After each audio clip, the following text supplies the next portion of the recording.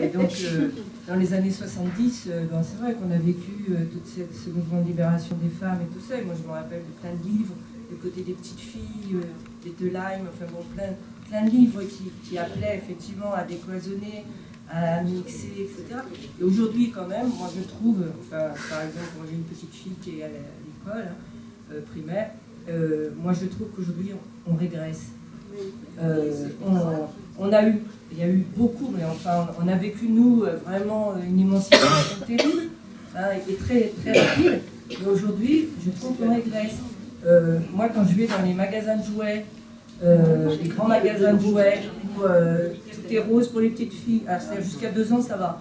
Ils peuvent prendre les mêmes jouets. À partir de 2 ans, c'est fini. Il y a ces petites filles, c'est la machine à laver, c'est l'aspirateur, c'est les poupées, etc. Pour les garçons, c'est la violence, c'est le fusil, etc. Et quand un jour j'en ai parlé à un directeur qui m'a dit bah oui, mais en fait, voilà, ben, c'est ce que les gens attendent. Voilà, donc je crois qu'il y a vraiment tout un mouvement d'éducation qui est important.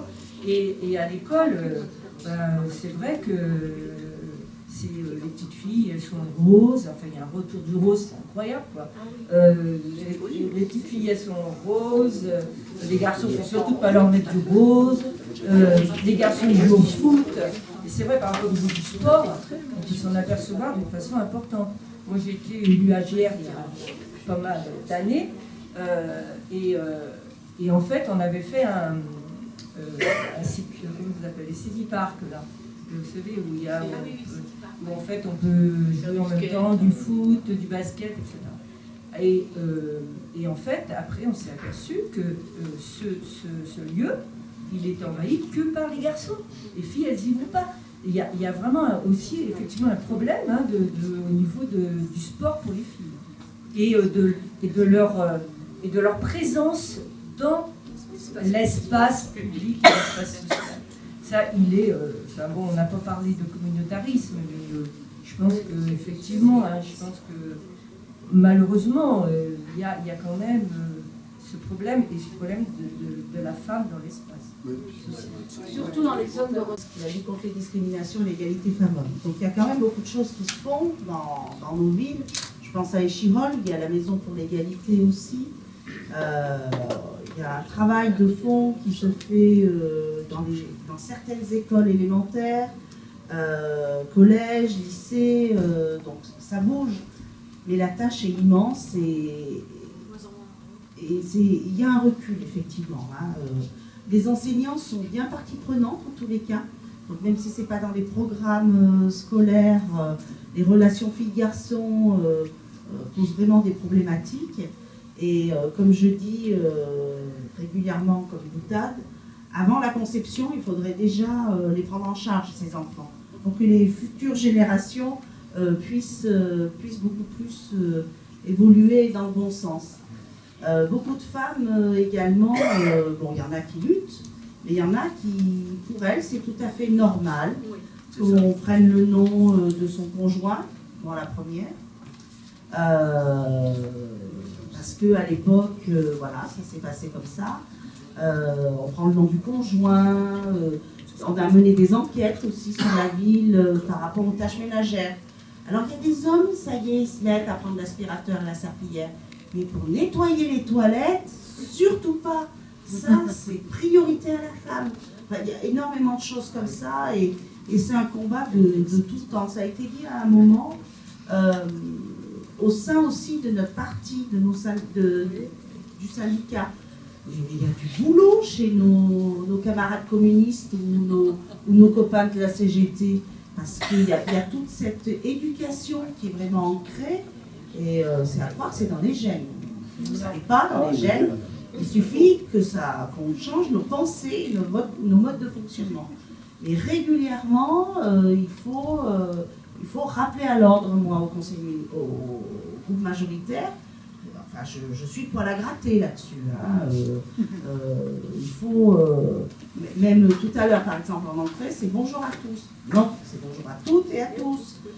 Voilà, ça, je fais systématiquement... Grammatical, le masculin n'emporte sur le féminin. Voilà, il faut vraiment qu'on change notre fonctionnement et notre pensée au quotidien.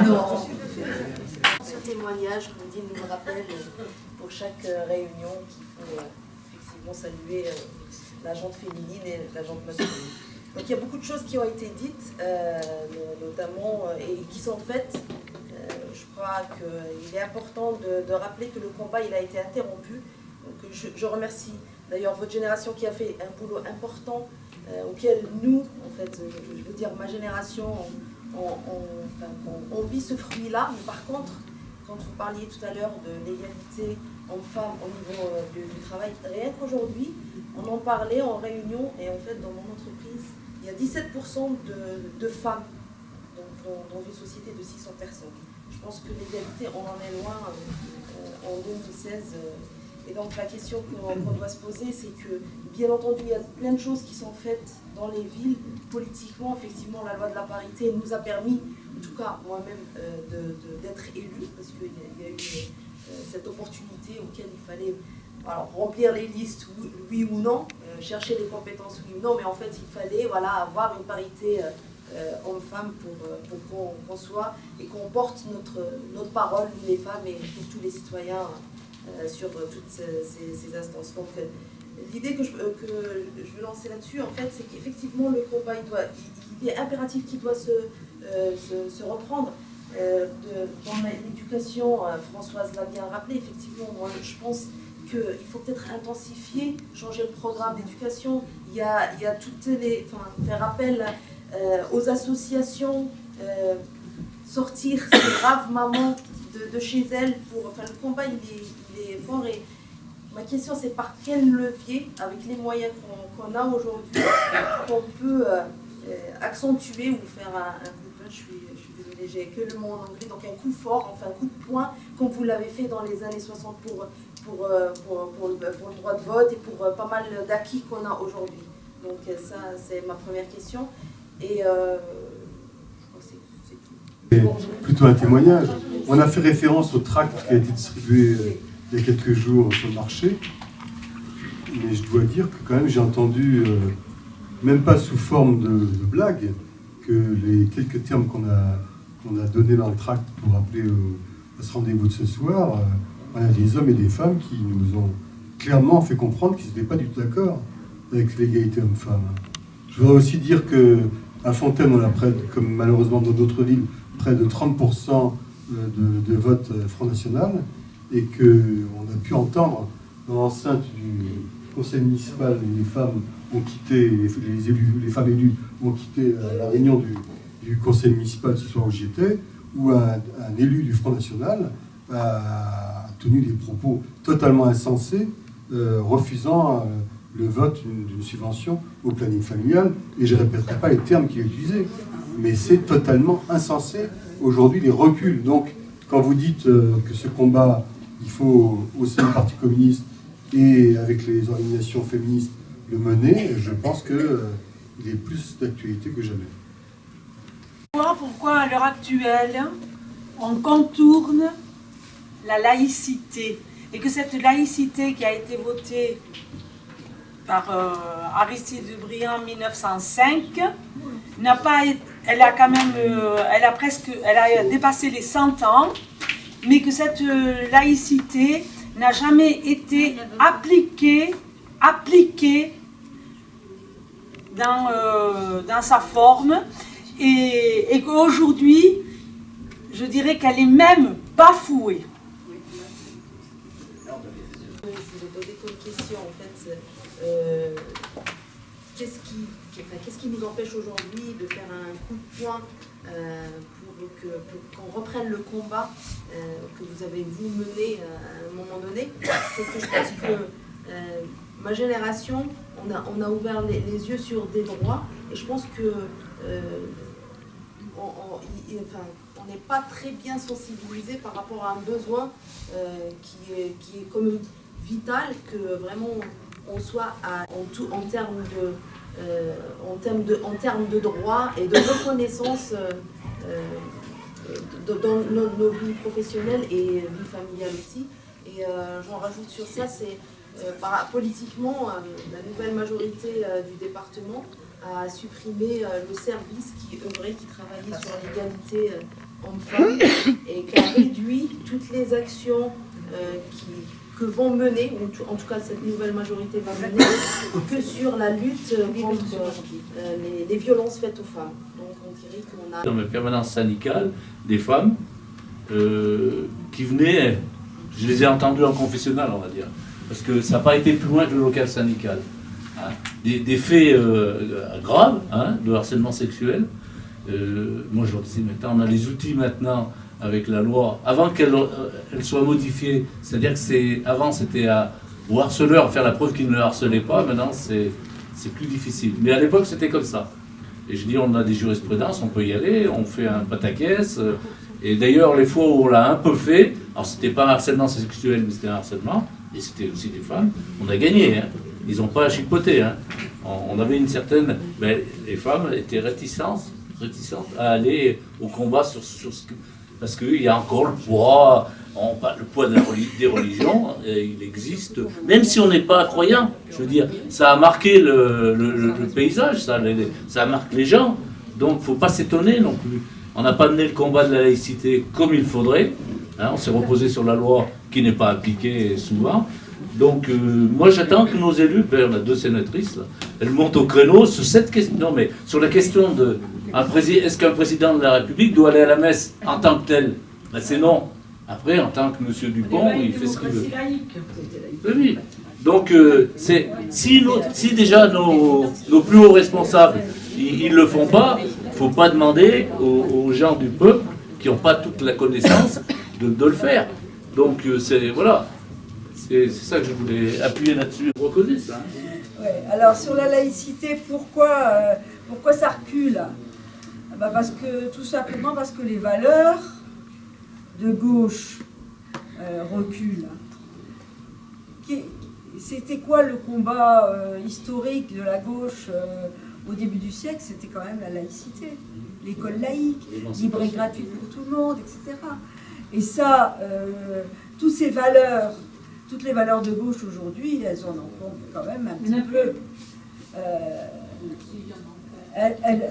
Les valeurs de respect, de tolérance, enfin, tout ce qui a fondé un petit peu la République et avec son point fort la laïcité, la situation politique dans laquelle on est,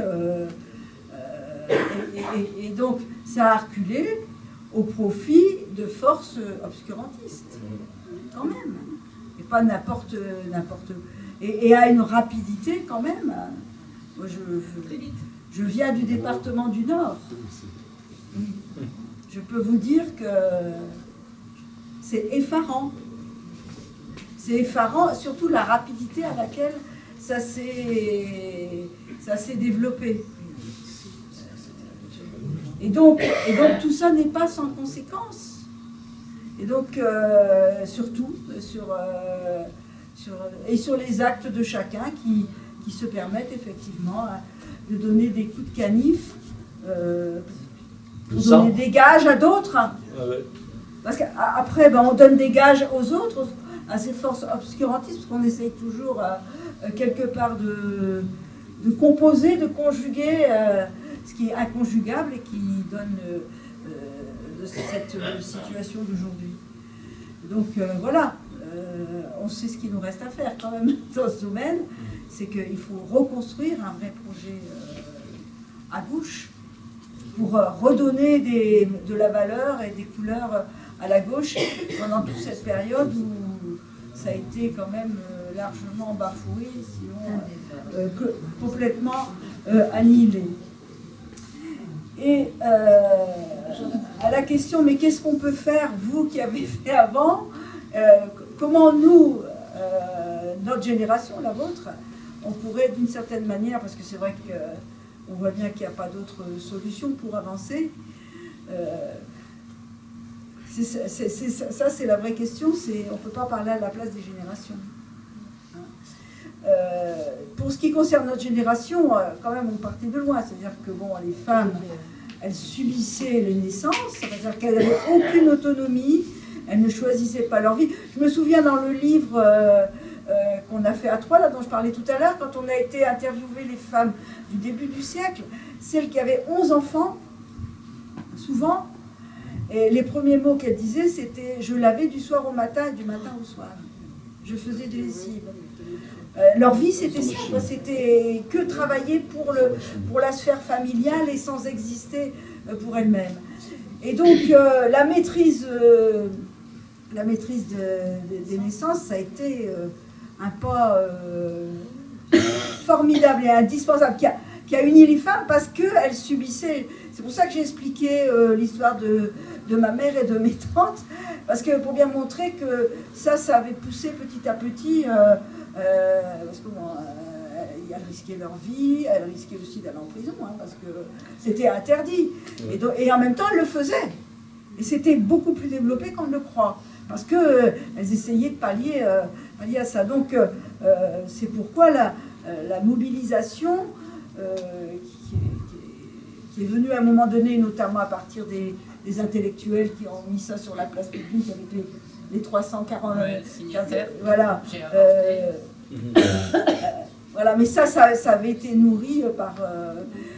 et sur le travail, je l'ai expliqué tout à l'heure. Pourquoi? Parce que justement, après avoir acquis le fait de pouvoir dominer sa vie, le temps de sa vie, le nombre d'enfants, etc., eh bien, elles voulaient être autonomes, pouvoir décider de leur vie.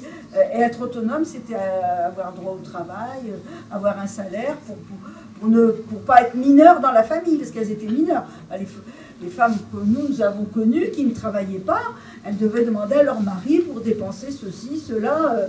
Il faut s'imaginer. Oui, elles n'avaient pas le droit de demander le divorce. Il y avait toute la question du divorce qui était difficile. Donc là, il y avait des raisons très, très fortes. Aujourd'hui, quelles pourraient être les raisons les plus fortes qui permettraient que les femmes s'unissent ensemble, au-delà de leurs différences, parce que le combat des femmes doit être un combat unitaire. Je ne peux pas l'imaginer autrement, parce qu'il y a tellement de choses à soulever que la moindre faille, tous nos ennemis potentiels, comme on a dit tout à l'heure, vont s'y engouffrer. Et donc, je pense que c'est aux femmes. On voit quand même pointer quelque chose. Bon, le travail, les conditions de travail, l'égalité au travail et la question des salaires, je pense que c'est quelque chose qui ne s'est pas posé à nous de cette façon. Puisque nous, c'était l'accès au travail, et puis ça s'est fait progressivement, avec d'abord le salaire d'appoint, puis après. Et là, maintenant, les femmes sont au travail. On est passé sur cette période-là de 30 à 40% de femmes qui travaillaient. Et en plus, ça dépend des régions. Moi, dans ma région du Nord, il n'y en avait que 25. Les femmes avec qui j'ai commencé à agir, elles étaient toutes au foyer ou en grande partie. Aujourd'hui, 80%. La France est le plus haut taux d'emploi féminin de l'Europe. Donc, on a des différences par rapport...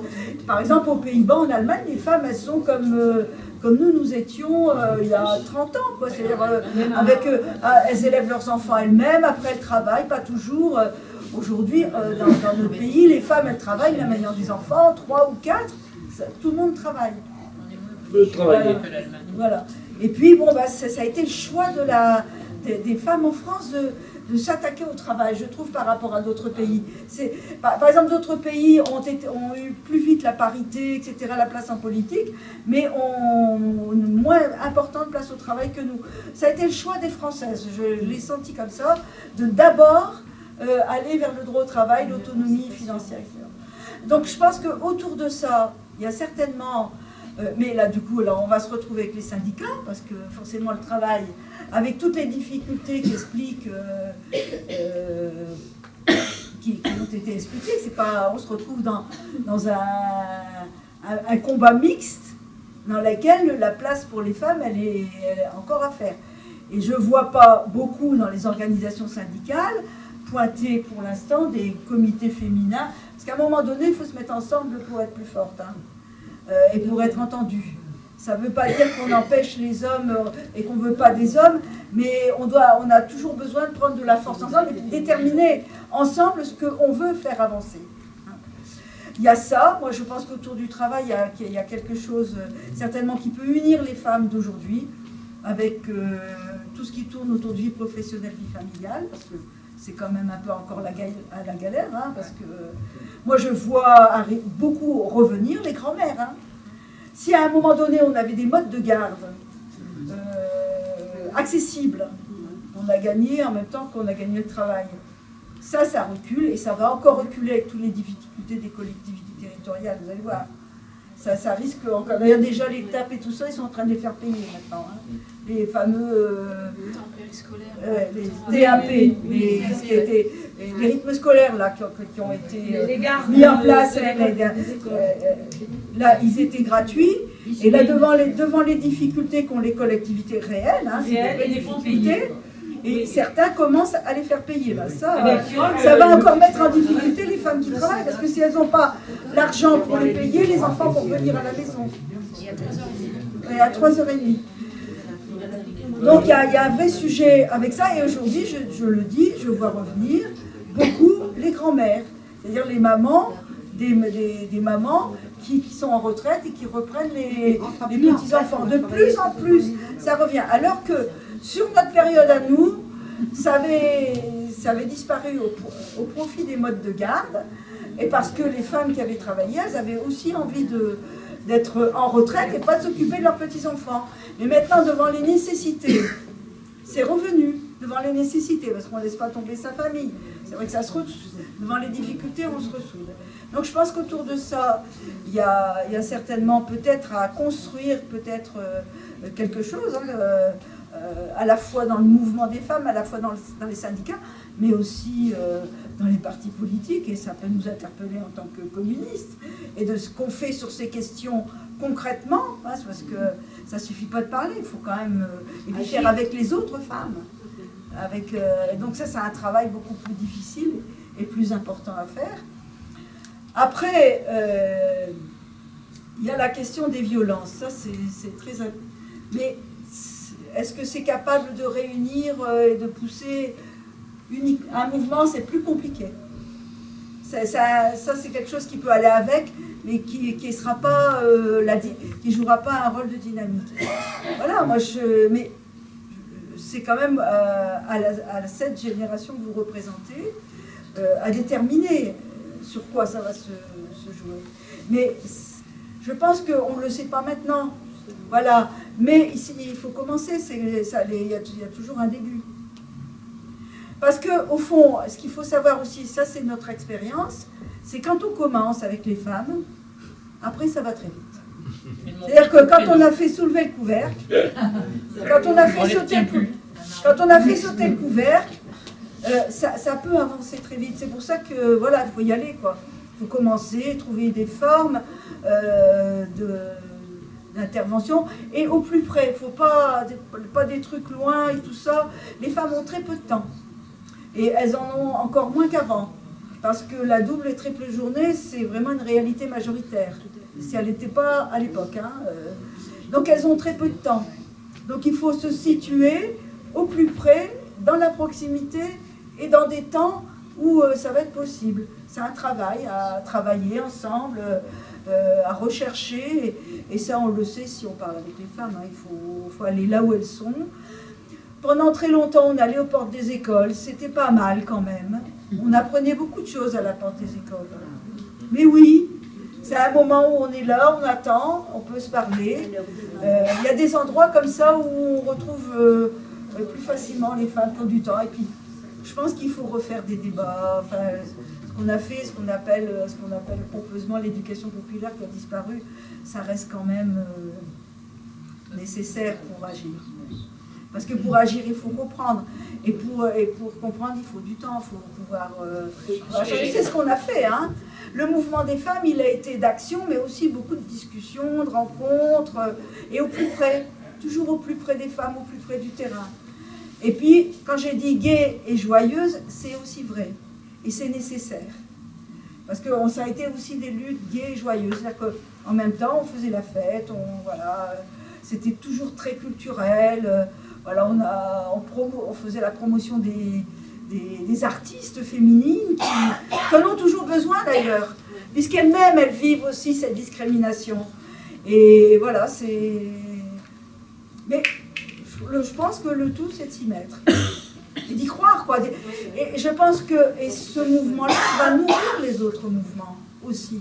Il peut donner de la force à d'autres mouvements, donner un peu d'espoir. D'espoir dans ce qu'on a besoin quand même beaucoup, et que cette histoire nous raconte, et qui fait qu'aujourd'hui on en parle encore beaucoup avec beaucoup d'enthousiasme, c'est qu'on a gagné. Des victoires, c'est indispensable pour progresser, pour aller plus loin, pour entraîner, pour encourager. Mais il y a plein de petites victoires qui sont à portée de notre main, j'en suis sûre. Parce que les femmes, quand elles sont décidées, elles y vont après. Je vous rejoins parce que